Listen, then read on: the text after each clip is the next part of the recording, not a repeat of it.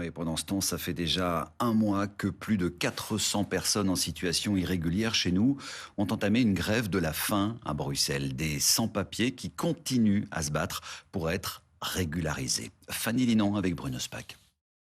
Leur état physique et mental s'affaiblit de jour en jour.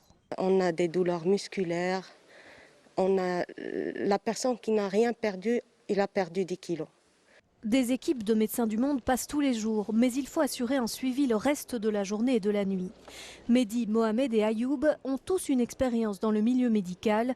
Ils se sont donc portés volontaires. Tout ce qu'on vérifie, c'est leur tension, leur glycémie, leur poids, leur pouls, s'ils prennent du sucre, s'ils prennent du sel.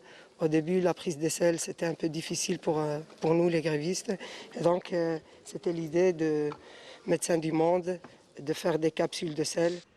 Depuis un mois, ces sans-papiers mettent leur vie en danger pour obtenir une régularisation.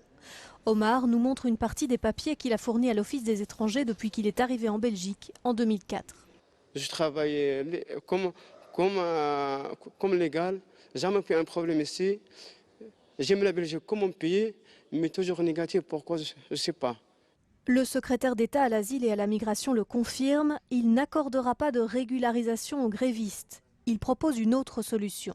Essayer d'avoir une zone neutre où des gens qui sont en train de faire une grève de la faim pourraient se rendre et pourraient avoir une idée de quel est l'état actuel de leur dossier pour leur informer le mieux possible. Et donc informer les gens, oui, mais avoir un traitement différent parce qu'on fait une grève de la faim, non. Suite à cette nouvelle déclaration, les grévistes ont décidé de fermer les portes de l'église avec un cadenas, symbole d'un sentiment d'enfermement dans une situation qui semble sans issue.